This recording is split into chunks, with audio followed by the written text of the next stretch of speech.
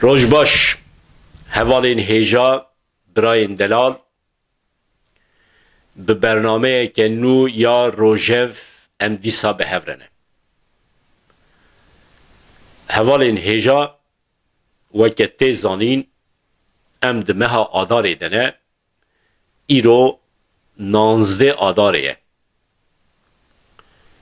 دو روشونده نوروزه جشنا نوروزیه لبلی جدوهوه به تایبتی اروپایی کردان دست بکر جشنا نوروزی پیروز بکن دوهول کلنی جشنا نوروزی حتی پیروز کرن از باور دکم باران بو جبر وی اکیجی پر باش در باس نبو ایرو لپر دوریدن جشنا نوروزی چیده به لوی باجاری کو ازلیمه لستراسبورگ جی ایرو جشنا نوروزی تی پیروز کرن کرد دجبن سرهف جشنا نوروزی پیروز کن حیا 21 آذاره یعنی حیا دو روزه دن از داروار تیویدن برنامه چیناکم جبر وی اکی جیج نها و از جشنا و همیان پیروز دکم تایبتی جشنا نوروزی لگلی کرد پیروز دکم و هر وها وقت زانین نوروز تنی جشنا کردان نینه هر وها سری دا جشنا گلی ایرانیه و هر وها افغان و هر وها گلیندن ین لروشلاتا ناوین لمزوپوتامیای جیان دکن تزانین جشنا نوروز جارا یکم بری میلاد ده 612 هاتیه پیروز کرن و دمی لمزوپوتامیای امپراتورا آسوریان خودی حکم بو لبلی دهاق و که امپراتور آسوریان پر ظالم بو لهمبر همو گلان هر وحال لهمبر آسوریا بخوان جی ظلمکه مزن دایه مشاندن جبروی اکی جی گلین لمزوپوتامیایی جیان دکن دجوین سرهو آلیکاریه جی هفره دکن سرهلدان اک دست بدکن سرهلدان به سالان دوام دکه لیولی ده 612 دا yani beriya milad de 612 da serhildan serdikeve roja 21 adari veke roja serkeftina serhildana lidiş dehaqe zalim hatiye ilan kirin veke cejna roja nu te ilan kirin u jwe deme ver ve jî te piroz kirin Newroz yani em îro dibêjin Newroz lê belê wê demê Newroj roja nû tê pîroz kirin dema împaratora Asûriyan hilweşe împaratora Med împaratora gelên Med tê ava kirin gelên Med yani Kürt, İrani, Afgan behevre İmparatora Med ava dikin. Leberi İmparatora Med tene İmparatora Kürdu, İrani ve Afgana nine her vaha hemu gelin le rojilata navin jiyan dikin le Mezopotamya'yı jiyan dikin dinava İmparatora Med de cihdigirin. لگوری شرط و مرجین وی دمی امپراتورا مد خودی روشه که مروف دکاره بیجه دموکراتیک بویه دست بکره یعنی قاسی که تیزانین امپراتورا مد حیا 5-6 سالان جی حکمه که وسا به ظالمانه نمشاندیه تو دیروگزان و ناویجن در روپلین دیروکی دا ام وی نابین Dinava rêveberiya împaratora Med de Kurd xwedî roleke serekene dest pêkê. Ji ber ku serhildana li dij dehaqê zalim bi taybetî bi rêberiya Kawayê Hesînker ku bi xwe Kurd e hatiye meşandin. Ji ber vê yekê jî di nava rêveberiya împaratora Med de Kurd xwedî roleke sereke bûne. Lêberê çawa ku Kurd û Îranî Afxan ku rapê hevin di nava rêveberiya împaratora Med de rola wan jî heye. Her ku dişe rola Îraniyan derdikeve pêş û di salên 555 de beriya mîladê di nava împaratora Med de guhertineke bingehîn çêdibe rola Kurda da dikeve rêza duyem Îranî derdikevin pêş. û her wiha navê împaratora Med jî her ku diçe weke împaratora Îraniyan tê naskirin. Ji wê demê şûn be mixabin heya niha êdî Kurd di nava wê împaratoriyê de nikarin bibin xwedî roleke girîng. û zêdetir Kurd xwe dikişînin çiya. Nava çiyayê da jiyan dikin. Ez li ser dîrokê naxwazim îro bisekinim. Di Arwar TV'de min berên wexta bernemayên dîrokî jî çêkiriye. Her kesê ku bixwaze dikare li arşîva Arwar TV binêre min di bernameyên rûpelên dîrokê de behsa vê demê kiriye. Careke din cejna Nevrozê li we hemiyan pîroz be. Hevalên hêja em di rojên biharê de ne. Newroz her wiha destpêka biharê ye jî. Her ku diçe hewa germ dibe û pêvê girêdayî rewşa siyasî jî germ e. Atmosfera siyasî jî germ dibe. Bi taybetî li Kurdistanê. Li Bakurê Kurdistanê. Bakurê Kurdistanê ama me dikarin bêjin ji nîvê Kurdistanê zêdetir e. Weke qelbê Kurdistanê ye. Li Tirkiye hilbijartin çêdibin. Çardehê meha Gulanê weke roja hilbijartinên parlamenteran û her wiha weke roja hilbijartinên ji bo serokkomariya Tirkiye hatiye elan kirin. Türk çawa tev digerin ew ji bo me pir zêde mesele nîne. Mesela niqaşê nîne.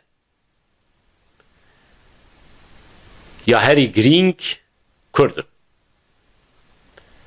Divan hilbijartinan da divê Kurd çawa tev bigerin. Divê helwesta Kurda çawa be. Ev pir girîng e. Weke tê zanîn ji salên 1990 vir ve di parlamentoya Tirkiyeyê de her dem grubek parlamenterên Kurd hebûye. Dibin sîwana cür be cür partiyan da heyan daha. Vê gruba parlamenteran hebûna xwe parast. Pir partî ava bûn, hatin qedexe kirin, şûna wan partiyê din ava bûn û berdewam kir. Yani ev 30 sal zêdetir e di parlamenta Tirkiyeyê de her dem grubekî parlamenterên Kurd heye. Niha ew gruba parlamenterên Kurda dibin sîwana HDP'da. Hebûna xwe diparêze. Lêberî weke tê zanîn biryareke دادگهی و درباره HDP دا درکوه به احتمال که مزن وساطی گوتن گو HDP و ورقه دا خکرن لیبری ده نوا دسته یا بلند یا دادگه ها دستورا بنگهین یا ترکیه ده گوهرتنه که چی بو سروک دادگه ها بلند یا دستوری نلگور اردوان بو جبرویه که جی بریارا کوه ده درباره HDP دا بگرتن و بکوه پشتی هلبجارتنا yani berya hilbijartinên çardê gulanê ew biryar dernakeve. Ji ber vê yekê jî bi navê HDP dikarin bikevin hilbijartinan Kurd. Lêberê dema ku bi navê HDP bikevin hilbijartinan û ketin parlamentoyê pişra HDP bêqedexe kirin ihtimaleke mezin جوان پارلمانترین HDP جی پریوان جی پارلمانتریه بکبن لوره پارتیه کدن هیه پر پارتیه دن هنه لیبری پارتیا به ترکی دویجن yeşil sol yani cephe kesk partiya cephe kesk heye ev partiya cephe kesk veke partiyeke de berdevamiya HDP bike ji ber vê yekê jî wisa diyarek ku ve HDP bi giranî namzetên xwe yê parlamentoyê bi navê li ser lîsteya partiya cepên kesk yan jî keskên cep bixe hilbijartinan. Niha ew derdikeve pêş. Lê belê di nava Kurdan de niqaşek hey tê gotin ku ve hemû Kurd yani Kurdên ku dixwazin dengê xwe bidin HDP ve bi dileke fireh nikaribin dengê xwe bidin partiya cepên kesk. Çimkî navê wî cep e. Di nava Kurdên Bakur de Kurdên ku cepkir nînin jî hene. Yani Kurdên ku xwe cepkir navînin. Kurdên muhafazakar hene. Ew Kurd dibêjin em ê çawa dengê xwe bidin partiyeke cepkir. Navê wî cep e. Cepên kesk. Keskên cep. Em muhafazakarin em çawa dengê xwe bidin partiyeke cepkir. Mixabin ev weke andîkap e. Ez bawer dikim rayedarên HDP vê mijarê baş nefikirîn. Mesela navê HDP xweş e. Di nav de cep tune. Rast jî tune. Ji ber vê yekê Kurdên çepkir jî, Kurdên rastkir jî, muhafazakar jî bi dileke rehet dikarin dengê xwe bidin. Dikaribûn dengê xwe bidin HDP. Lê pelê partiya keskên çep newloye di nav de navê cep heye. Lewre AKP Hudapar li ser vê mijarê kar dikin. Yani ji Kurdên muhafazakar ra dibêjin eger hûn dengê xwe bidin partiya keskên çep yeşil sol tevê wateyê ku hûn dengê xwe didin partiyeke çepkir. Ji bo însaneke muhafazakar dengdayîna partiyeke çepkir pir zêde münasip nayê dîtin. Li ser vê mijarê kar dikin, manipülasyonan çêdikin ku dengê Kurdan ber bi xwe bikişînin. Xwezî bi navê partiya keskên çep ne بناوی پارتیه که دن کتوان اهل بجارتنا مخابن ولو نبو و بریاره که ولو جدر کتیه ادی زمان جی نمان نکارم بگو هرگنم جی لی دیسا از دبیجم چندی جی ناوی پارتیا keskin cepbe disacı Kürt lazım bizanı bin ku ev parti ve wan temsil bike de parlamentoya Türkiye'de. Şber vi jî lazım dengê xwe bidin wê partiyê.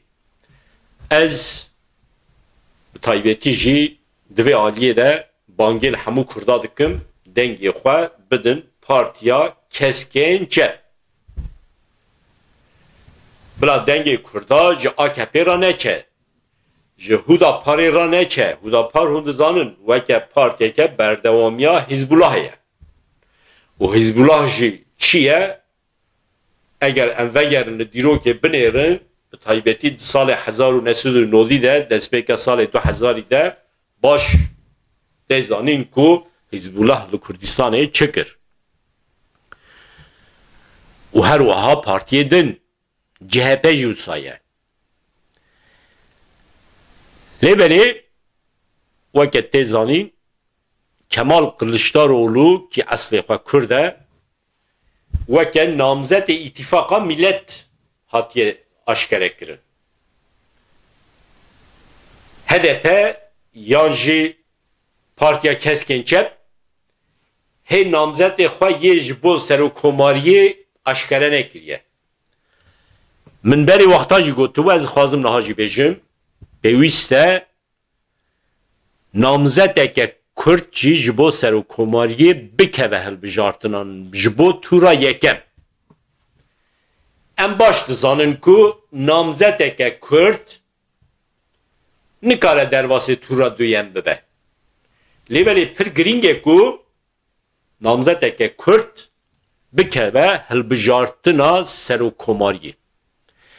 Eğer partiya çepên kesk namzeteke xwe ji bo serokkomariyê diyar neke mixabin wê nikaribe kampanyeke xweş ya hilbijartinan bimeşîne. Eger namzeteke ji bo serokkomariyê eşkere neke diyar neke wê demê mecbur lazim e di qadên hilbijartinan da di meydanên hilbijartinan da propaganda Kemal Kılıçdaroğlu bike. Ji ber ku HDP berê wexta gotiye ku em destekê didin Kemal Kılıçdaroğlu ji bo serokkomariyê. Eger ji bo tura yekem partiya çepên kesk namzeteke xwe ji bo serokkomariyê diyar bike rehet dikare di qadên hilbijartinan da propaganda xwe ya ji bo parlamentera jî bike. û di tura duyem de ve demê Kurd neçarin mixabin ve dengê xwe bidin Kemal Kılıçdaroğlu. Ez nabêjim Kemal Kılıçdaroğlu wê ji Erdoğan pir baştir be. Lêbelê êdî dem derbas bû. Yê weke Erdoğan divê carekî din neyê hilbijartin. Tenê ji bo wê ve jî pêwîst e Kurd dengê xwe bidin Kemal Kılıçdaroğlu. CHP partiyeke pir baş nîne. Ji bo parlamenteran divê dengeke Kurdan neçe ji CHP re. Derveyî partiya çepên kesk divê dengê Kurdan neçe tu partiyeke din ra. Ji CHP re jî neçe. Lê mixabin hineke Kurd dengê xwe didin CHP. Bi taybetî herêmeke weke Dêrsimê de CHP her dem xwedî potansiyeleke dengaye. Bi taybetî di nava Kurdên Elewî de CHP xwedî potansiyelekî ye. û CHP dest avêtiye hinek bajarên Kurdan guhiyan daha tenê dengê Kurda têda derketiye. Weke Amed. Mesela CHP dest avêtiye ku denga ji Amedê jî bigire. parlamenteran zêdetir ji Amedê çi derbixe. Ji ber vê yekê jî hineke tiştê ku ez pir zêde ehlaqî nabînim dikin. Ez Tahir Elçî nas dikim. Beriya ku bê qetilkirin li Strasbourgê min çend cara Tahir Elçî dît. Ji bo dadgeha mafê mirovan weke parêzer dihat, min jî wê demê li Konseya Ewropayê kar dikir. Me li Strasbourgê di Konseya Ewropayê de jî çend cara hevdû dîtibû. Me niqaş dikir, sohbet dikir. Hevaleke baş bû. Lê mixabin dewleta Tirk wî qetil kir. Tê zanîn Tahir Elçî Kurdeke baş bû. Lêbelê Kurdeke bi mesafe nêzîkê PKK û her wiha rêxistinên partiyên nêzîkê PKK dibû. Xwe pir nêzîkê PKK nedikir. Lêbelê ne düşmanê PKK jî bû, ne düşmanê sazî û rêxistinên nêzîkê PKK bû. Tahir Elçî Kurdeke baş bû û dostê hemû Kurda bû. Ji ber vê yekê hate qetilkirin. Her Kurdê ku ji alî dewleta Tirk ve tê qetilkirin, ew Kurdên başin ji bo Kurdan ku têne qetilkirin. Ez careke din li hember bîranîna Tahir Elçî serê xwe ditewînim. Lê mixabin di sala 2015 da tê zanîn Tahir Elçî hate qetilkirin, 8 sal şûn de CHP dest avêt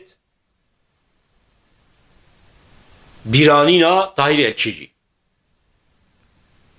Van rojan di sosyal medyayê de di derbarê jina Tahir Elçî, Türkan Elçî de pir tişt têne niqaş kirin. Xanım Türkan bu endamê CHP'yê mixabin û her wiha weke namzetê CHP jî ez bawer dikim wê bê diyar kirin. Ji bo kê derê? Ji bo Amedê. Yani CHP dixwaze ji Amedê dengan ji Kurdan bistîne.